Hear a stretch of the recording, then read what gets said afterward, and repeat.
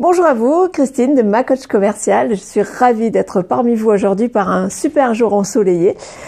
Aujourd'hui, le thème c'est comment garder sa motivation. Parce que en début d'année, on a plein de résolutions, plein de motivations, on a des objectifs, on est à fond, on a plein d'énergie. Et puis tout à coup, finalement, tous les jours, on perd un petit peu de cette énergie, de cette motivation et on se retrouve souvent en cours d'année en disant « Oh là là, mais je suis hyper loin de mon objectif, comment je fais pour reprendre tout ça ?» Alors, il y a des trucs très simples, je vais vous en donner 5 aujourd'hui. On verra bien entendu plus tard d'autres astuces éventuellement.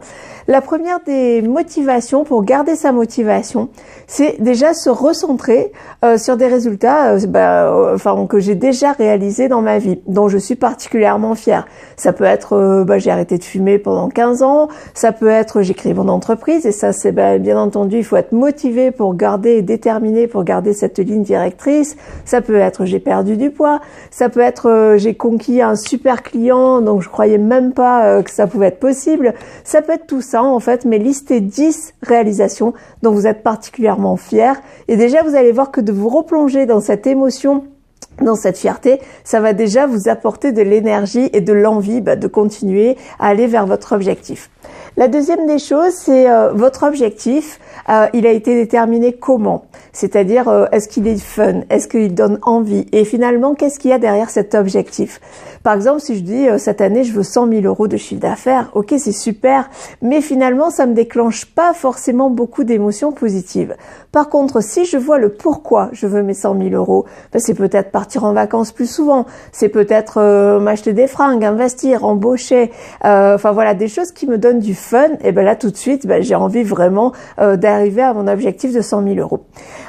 Une autre des choses, et typiquement on est sur ce cas-là, c'est qu'en tant qu'entrepreneur, on se donne des objectifs sur un an, des objectifs de chiffre d'affaires, des objectifs de nombre de clients, quels que soient les objectifs, mais du coup c'est à un an. Et un an pour moi ça me semble tellement irréel et tellement loin que j'ai du mal à me dire waouh, dans un an je serai là. Alors certains ont une vision à 3-5 ans et je vous encourage vraiment à le faire, mais concrètement, comment je fais pour garder cette énergie pendant un an? Donc moi ce que je fais, c'est que je me fixe des petits objectifs pas à pas, de la journée, de la semaine et du mois à venir. Pourquoi? Parce que c'est beaucoup plus palpable pour moi. Bien entendu, tous ces objectifs vont servir à l'objectif final de chiffre d'affaires par exemple, ou de nombre de clients, mais ça me permet très vite quand je me lève le matin de savoir quel est mon objectif de cette journée-là, et du coup d'avoir un focus uniquement sur cet objectif-là. Et du coup, ça permet vraiment de concrétiser, de passer à l'action sans y penser vraiment. Je vous donne un exemple. Si demain, vous avez à gravir l'Everest et que tous les matins, vous dites « Waouh, je dois gravir l'Everest » et tous les matins, vous recommencez cette nouvelle...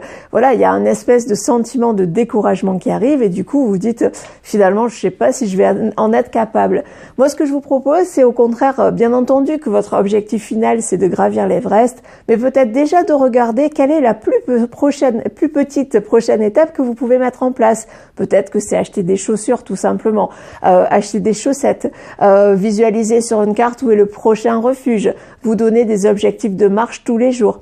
Et si vous faites de cette manière-là, vous verrez que petit à petit, vous franchirez certainement des montagnes et de manière assez simple. Pourquoi? Parce que justement, vous n'avez pas un immense objectif à franchir aujourd'hui avec peut-être l'état d'énergie ou de motivation que vous avez aujourd'hui, mais bien quelle est la prochaine étape que je peux réussir. Mais vous avancez pas à pas. C'est vraiment moi un concept que j'ai développé et qui marche, c'est plutôt que d'arriver de vouloir franchir des montagnes, c'est déjà qu'est-ce que tu peux faire aujourd'hui pour arriver pas à pas vers cet objectif-là. Ensuite, on parlait de découragement, j'ai dit le mot moi-même. En fait, ce qui est important aussi, c'est que souvent on a d'une part notre motivation de dire ouais, je vais faire ça, et d'autre part, il y a soit les autres, soit nous-mêmes, on est un petit peu des saboteurs en disant ouais, mais bon, ça va prendre du temps, ça va prendre de l'énergie, ça va prendre de l'argent, finalement, est-ce que tu vas y arriver? Tout ce phénomène un peu de découragement qui se met en place. Et comment je fais pour lutter ça? En me replongeant à l'étape 1, c'est-à-dire regarder déjà toutes les réalisations, tout ce que j'ai déjà réalisé dont je suis fière. Ça veut dire que cette motivation, si je veux l'avoir, je l'ai, parce que pour réussir à arrêter de fumer par exemple, il faut y penser tous les jours. Dernière chose pour y penser tous les jours, c'est mettez-vous des post-it, mettez-vous un fond d'écran qui vous rappelle quand vous ouvrez votre ordi pourquoi finalement vous allez vers votre objectif.